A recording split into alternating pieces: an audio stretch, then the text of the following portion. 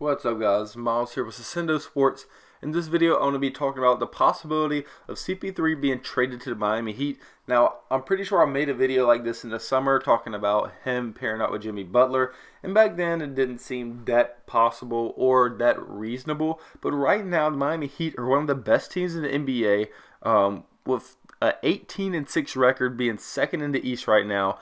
So it makes a lot more sense that they might want to pair another experienced veteran beside Jimmy Butler and that young core. And all around, they have been playing very well, out in transition, playing tough defense. You can definitely see the Miami culture is back, and they know they're good.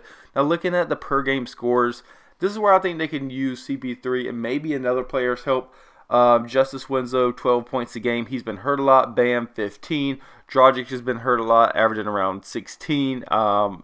All around, I don't know how sustainable their scoring is going to be as the season goes on with all these young players.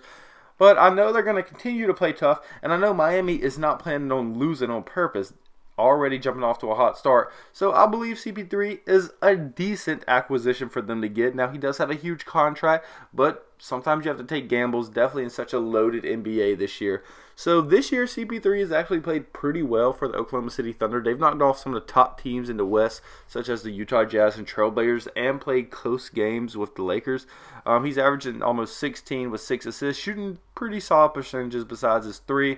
But remember, he doesn't have that many playmakers around him besides Shai Gilgeous and Dennis Schroeder. No really wing playmakers, so it's hard for him to get open shots like he did in Houston with James Harden. And again, they could have traded for him in the summer, but it makes so much more sense now. Another player I would consider trading for if I'm Miami and you're trying to acquire CP3 will be Danilo Gallinari. Now, he's a great wing shooter, a great pick and pop and pick and roll player. He can take advantage of smaller players, and he's a lights out shooter on a 1-year deal. So they're looking to trade him too. Now, you'd have to include more in the deal, but I'll get to that later. And any deal acquired, pretty much anybody from Miami is going to have to include Dragic. He's on a 1-year, $19 million deal. So the good thing is, for any team trading for him, they're probably just trading for a pick and just using that salary swap so they don't have to handle such a large sum from CP3. Now, Justice Winslow, I do not want to trade him if I'm Miami. I believe he's still probably the best young player, even though Kendrick Nunn and Tyler Hero and Bam are going off. But if you're acquiring Gallinari, it would be hard to trade without giving him up. So my first trade idea would be getting CP3 and Mike Muscala for Dragic, James Johnson, and Myers Leonard. Now, the good thing is Myers Leonard and Dragic, their deals are over after this year. They would still have James Johnson, but could maybe move him into summer. And, of course, you'd have to include probably 1 or 2 draft picks to get this deal done. Now, my second deal was a lot more ambitious, where the Miami Heat would acquire CP3 and Gallinari for Dragic, James Johnson, Justice Winslow, and Kelly Olynyk. Now, with Winslow, maybe we're only giving 1 draft pick in a second round, maybe not 2 first-rounders. Again, the good thing is Dragic, his contract is over after this year, and then you'd have James Johnson and Kelly Olynyk. Now, I believe they can move Kelly Olynyk in the summer. He's a player that teams would like to acquire. He can space the floor, grab rebounds, and play defense. So that's no problem if they want to trade him. Now, James Johnson, I'm not so sure about that one. They'd be able to move his salary in the summer. But there's not many big-name free agents next summer. And Oklahoma City is in a rebuilding phase. So they're looking to grab younger players and low-contract players just to keep their salary open.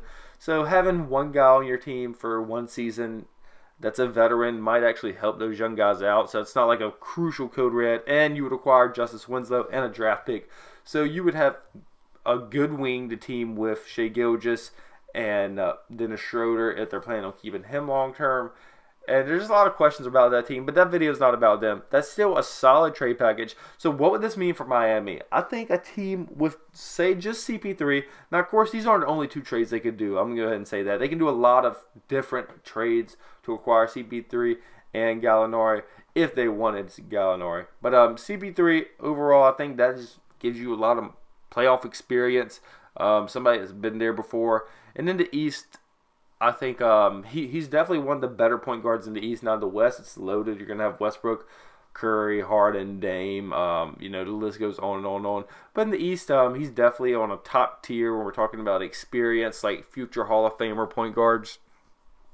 And Gallinari, what he can do for you if you acquired him, would really space the floor well and be somebody that, again, he's experienced, not as much as CP3, but he's been there. He's a veteran. I think that's the problem with this Miami team. Yes, they're good and they're athletic. They play a lot of defense. They hustle in transition, but they're really, really young, and a lot of those guys play in big minutes.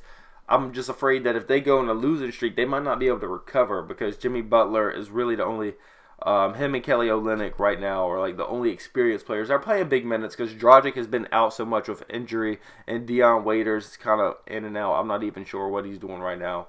But I would like that veteran experience, that veteran core. And just looking like the Raptors did last year with Marc Gasol. They acquired Marc Gasol.